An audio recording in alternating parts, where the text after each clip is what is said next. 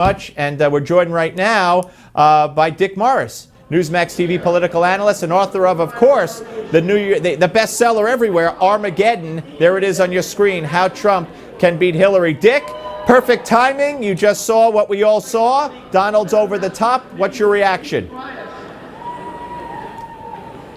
Well, I think that was predicted. Yeah, I think so. But, I think we should pause for just a moment and understand how extraordinary it is that he won this nomination. How unbelievable. You know, when people first talked about Donald Trump running, everybody said, yeah, he could win because he could buy the election. But here he comes in and he spends less than anybody else. 30, 40 million, and Bush spent 100 million. Rubio 70 or 80 million. Cruz 60 or 70 million. And Trump was outspent by them all. Did not use his wealth to win the election. Used his rhetoric, his ideas, his ability to project a personality. And it is extraordinary. It is an amazing, amazing achievement. The annals of history are filled with generals who won wars, Eisenhower, Grant, and they become nominees. But to do it without having done anything like that, just simply by the strength of your personality, is extraordinary. How much does yesterday's flare-up, whatever you want to call it, with Melania and the speech, how much does that hurt Trump short-term and long-term, if at all? Not at all. 0-0. First of all, I thought she gave a great speech, and I think that having someone who is so obviously an immigrant herself diffuses a lot of the sense of Trump as being against immigration. And I think that she gave a beautiful speech. Now listen, if she were running for Senate and she plagiarized a paragraph, which I think his speechwriter did, okay, that's a knock on you because it means you're too stupid to write your own stuff and too dishonest to attribute it when you quote it. But if you're giving a speech somebody wrote for you, and you're essentially a first lady, not a candidate, it means absolutely nothing. And I know she said she wrote it herself, and I'm sure she spent a lot of time and effort at it, huge amounts of effort, to learn how to give a speech like that in an adopted language. It was quite an achievement. And the hypocrisy here of the media, because we know that Joe Biden had to drop out in '87. We know he plagiarized in law school. We have Obama and Deval Patrick, where Obama plagiarized. We have Hillary accused of plagiarizing in her book and taking lines from Bernie Sanders, and yet the media says nothing. Yeah, well, they're after anything they can find about Donald, but I think there's one basic point that comes through to me at this convention, Steve. Donald Trump is in trouble because of how he's acted. Hillary is in trouble because of what she's done. And Trump can clean up his act. Hillary can't undo what she's done. And Donald Trump in this convention is on display. The whole convention is to show the real Donald Trump. Hillary's convention will be to hide the real Hillary. It's not Hillary who's running, it's the first woman. It's not Hillary who's running, it's the advocate of choice. It's the advocate of gun control. It's the advocate of protecting women against violence. Not Hillary, a batch of positions and attributes. Whereas this convention is designed to show who Trump is. The Democrats will be to hide who Hillary is. What do you see the strategy going forward, Dick? I mean, as you said, he's hardly spent any money. We know the candidate we've seen so far. You've written it all in Armageddon. You've laid it all out. Talk about what you see the Trump strategy from the speech that he will give when he accepts the nomination going forward. What will we see? What can we expect? That speech is enormously important because it's his chance to be presidential, to be statesmanlike, not to be throwing zingers and barbs at a Megyn Kelly or a Rosie O'Donnell, but instead to be articulating problems and solutions for the country. And I think he's going to do that. I think he'll show a surprising breadth of knowledge, a level of statesmanship. He'll look like a president. He'll act like a president. And I think once he starts to do that, the floodgates will open.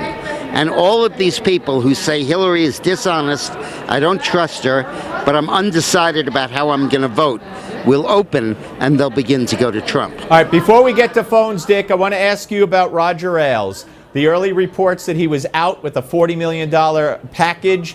The Fox, 21st Century Fox says he's still at his desk. What do you think is going to happen? What's your take on this? Of course, he was accused of sexual harassment. Reportedly, Megyn Kelly also said she was harassed. What's your take? Is Roger out, and should he be? Well, I think he'll have to go if Megyn Kelly says that she was part of that. She's become the face of Fox News, and even more than O'Reilly. And if she says that she was harassed, I think he's out. Steve, it'll hurt the Republican Party because God knows who the Murdochs will put in there. They might put somebody who wants to be much more like CNN. Could you imagine the irony, Steve, if Bill and Hillary Clinton are benefited because somebody else sexually harassed a woman? That is an irony. You think, though, that this could all happen so fast that it would have an effect on the election, Dick? Yeah. Yes, I think he'll be out in a few days. And it's a tragedy. I mean, first, let's give Ailes credit for having built this network from nothing and having created something brand new, conservative television. We all owe him a debt of gratitude. But you know what happens in life, Steve? The people who accomplish great things feel that they've accomplished everything and that they're entitled to everything. And it leads to a sense of entitlement, a sense of frustration with what they have, and a desire to have everything. And of course, that leads to this situation, and it's biting Roger Ailes. And of course, Dick Morris, we should point out, for those of you who don't know, of course, worked at the Fox News Channel for many years. Let's get to the phones, Dick. We have Pat from Grand Rapids, Michigan. Hello, Pat. Hi, just a hello to Dick. I just think, Hi, Pat. You're wonderful, Dick. We've missed you. I felt like they gave you the staff. I'm not quite sure why, but not what I Bless you. Don't watch Newsmax now. Anyway. So get my book, Armageddon, How Trump I Beat Hillary, plan on it. and learn all about it. And I appreciate your warm words. Good. Yes. What's your question, My- Pat? my- Go ahead. Thank you. I want to make it. The cheering you hear in the background is the Texas delegation voting for Cruz. Oh, one last raw. All right, Pat, go ahead. Get your question in, Pat. Yes, my point is, I'm an educated woman. Otherwise known as I have Custer's two last stand. master's Custer's last degrees. name. Go ahead, Pat. I'm sorry. I have, yes, I'm sorry. I have 2 master's degrees. I want to put my point to the lie that it's only redneck, uneducated people who would support Trump. I'm also a former public school teacher, 25 years public school teaching.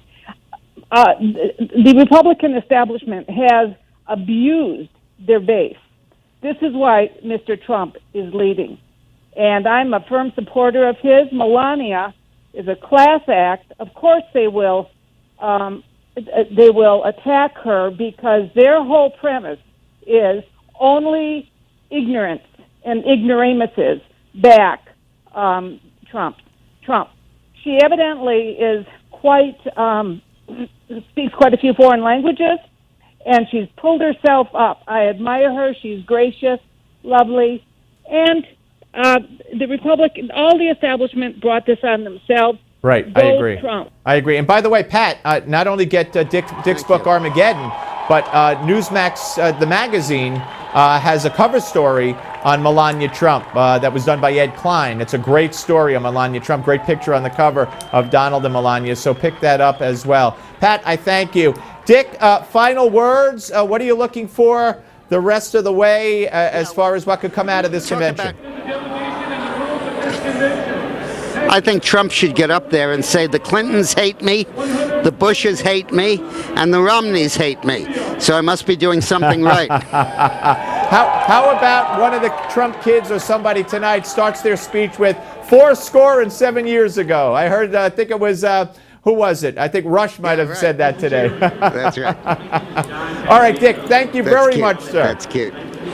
Okay, thank Take you. care. Dick Morris, of course, folks, the book Armageddon, How Trump Can Beat Hillary. It is a blueprint and it's chock full of things that you may not even know about Hillary, that Donald Trump will use and can use and should use to defeat her in November. Up next, Burgess Owens, retired NFL safety and Super Bowl champion. Wait till you hear what he has to say. Plus, more of your calls with Kristen Tate. Don't go away.